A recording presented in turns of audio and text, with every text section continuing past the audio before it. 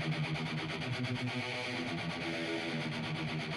everyone, welcome back to my channel. I hope you're all doing well out there. And today we are going back to Cannon Films territory for the Case for Physical Media once again. Also a review of this film, although I did talk about this movie several years ago, but we're going to do it once again. And that movie is Death Wish 3. Yes, now before we get into this, do me a favor, like, comment, and subscribe. I greatly would appreciate that. Also, as always, a shameless plug for my TeePublic store. I'll leave a link for that in the description box below. Okay, now Death Wish 3 was a Cannon film. The original Death Wish was made by United Artists through MGM. Cannon Films bought the rights to the Death Wish franchise in the early 80s, and part 2 came out in 1982. The original film came out in 1974. So there was an 8-year gap between sequels of these movies, and then this one came out in 1985, November 1st of 1985. This one's rated R, it's an hour and 30 minutes long. Had a budget of $9 million, and upon release, it made a little over $16 million, so it did make Cannon some money. This was once again directed by Michael Winner. He had directed the original Death Wish, and he directed the sequel. Then he directed this one, and he didn't come back for 4 or 5. In this film, we have Charles Bronson back once again as Paul Kersey. He got paid $1.5 million to be in this film, matter of fact. Ed Lautner plays Richard Stryker. He is in charge of the police precinct in this section of New York City. And Gavin O'Hurley plays Fraker. He's in charge of this really ruthless gang in the area that's terrorizing these people that still live and dwell in these areas. And he was the son of Dan O'Hurley, who played the old man in RoboCop, and Connell Cochran in Halloween 3, Season of the Witch as well. Alex Winter is also in this film as one of the scumbag gang members as well. And this film pretty much picks up years after part 2. And Kersey is going to New York City to visit an war buddy, somebody he served with.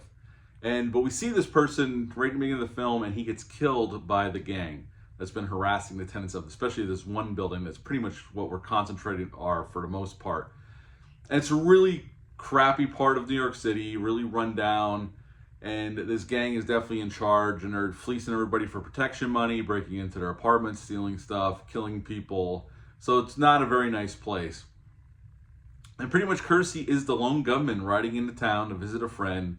His friend gets killed, and he's going to take revenge any way he can and help out the good folks in this area. And that is pretty much Death Wish 3.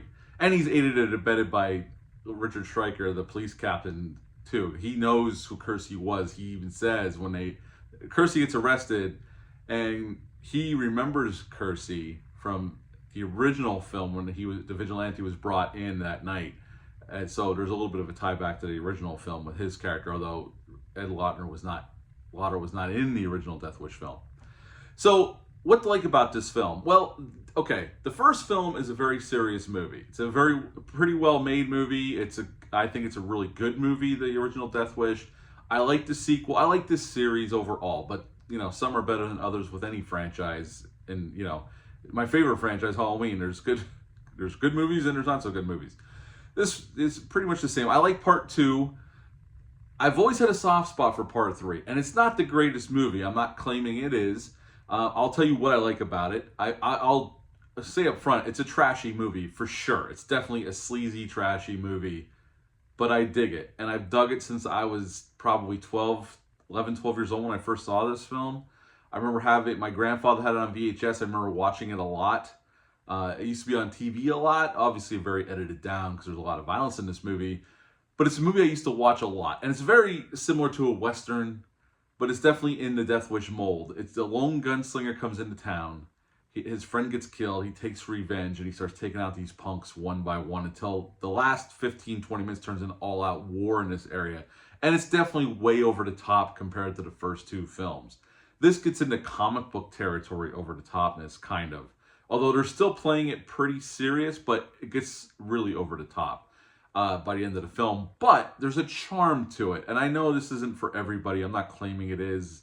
If you don't like this movie, I totally get why. It's just this is one of those movies that I've always enjoyed. It moves quick at 90 minutes. There's a lot of random gunfire and gun action. I mean, really, this movie was only made because Cannon made money off the second one, and they needed a hit. And that's the only reason Michael Winner came back to direct this film, because he had a couple movies in a row that were bombs, and he needed a hit. That's why he came back to the Death Wish franchise.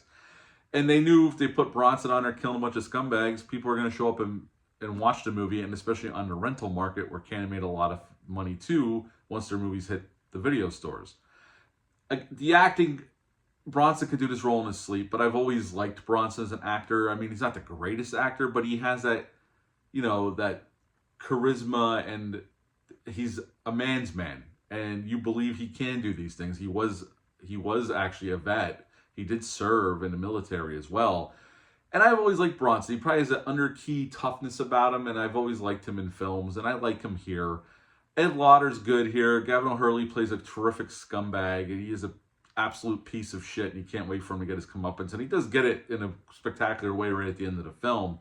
And the movie's pretty much over. Once that's it, Ed Lauder's character says pretty much goodbye to Kersey. I'll run interference for you, and Kersey walks off. And that's it. The movie's over. Hit credits. The action's pretty well handled by Winter. I mean, he was a seasoned director. Not that every movie he made was a winner. But I think no pun intended, but I think he does a decent job here with what he's given, what he has to do, which isn't really much. Just capture the action, make sure it's in frame. And there's some interesting lighting here. It's nothing that's going to blow your socks off, but it's a solidly made action movie. I mean, Winter did do a really cool horror movie in '77 called The Sentinel. If you've never seen it, check it out. It moves a little slow, but it's a really good movie. I've always liked that movie. I think it's a really worth your time if you've never seen it. Is this movie the best movie ever?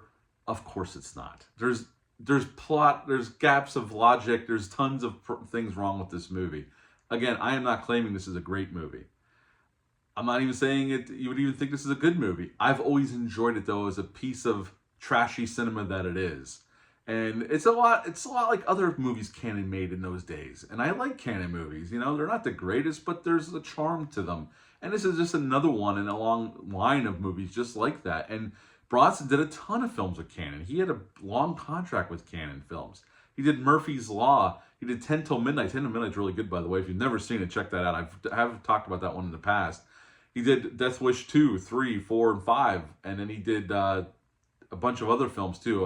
I can't think of them on top of my head, but he did a bunch of other films as well. Assassination he did with Cannon Films. So, Cannon was good to Bronson later in his career. And Chuck Norris. So, there you go. But yeah, there's gaps in logic. There's stuff that doesn't make sense. I mean, there's some things that come off goofy, of course. Originally, this got a rated X. There was footage cut out, and they made an appeal, and they finally got the R rating. Apart from the establishing shots of New York City, this was all shot in England. This was not shot in New York City. There's establishing shots, and that's it. They went off to England to shoot this because of budgetary reasons, because it was cheaper to shoot in England at that time. Bronson was 64 when they shot this film. And he looked good. He looks good for a 64-year-old, but you could tell, I mean, Bronson looked old for a while at this point. So 64 wasn't too much of a difference than several years before in Death Wish 2. But he was 64 at the time of making this film. Jimmy Page's score from Part 2 was reused in this film, but he does get credited as composer because they just reused his score from Part 2. And this is the only film in the Death Wish franchise where they never mention what Paul Kersey does for a living. He's an architect, but they never mention it here at all. Like, they don't even get into what he does for a living at all here. At the end of the day, this isn't the greatest movie, but it's a movie I've watched many, many times over the years. I have a soft spot for this piece of trashy cinema, and I would give Death Wish 3 a 7 out of 10, unapologetically, because I really do like this film. 7 out of 10. I know there's tons of problems, but it's just one that I dislike, so... Anyway, we got a brand new 4K of this film, which I never thought I'd see, but here we are. The fine folks at Kino Lorber just put this out. I like the artwork here. Kino does a really good job with these things. On the back, obviously, synopsis of the film, and then the special features. I didn't get into any special features, but I just get done watching it, and I'll talk about the transfer in a second. There is an interview with actor Kirk Taylor, the theatrical trailer, and some commentaries from folks that film historians. And that's pretty much it.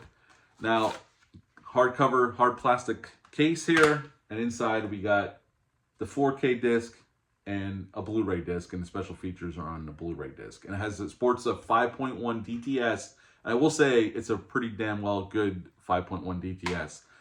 It has very nice sound. All the audio, all the dialogue is crystal clear. The gunfire does come out of all different channels. It's a really well done 5.1 DTS audio mix for a film. They took really good care of this. The transfer is a brand new 4K scan from the 35mm, original 35mm film negative. And this is the best the movie's ever looked, by far. Not that it was taken care of all that well over the years, but I will say, I mean, I've had it on DVD and Blu-ray. There was a Blu-ray release years ago. I don't even remember what company put that out, but this is definitely the best the movie's ever looked, and by far the best the movie's ever gonna look. I can't see anybody else giving this the 11 care that Kino just did. So at the end of the day, the movie I'd give a 7 out of 10, and this disc I'd give a 9 out of 10. They did a really nice job with Death Wish 3. It looks great. The film grain's still there. They didn't scrub any of it, as Kino usually does not do. The sound remix is really well done. So yeah, I'll give this disc a 9 out of 10. And if you're a fan of this film, it's definitely worth picking up. It's out now. You can buy it from Kino directly, or Amazon has it, or other retailers of your liking. But yeah, Death Wish 3, folks. Let me know down below what your thoughts are on the Death Wish franchise as a whole, and this installment by itself. But that's it for this video. I'll be back soon with some more. But until next time, bye.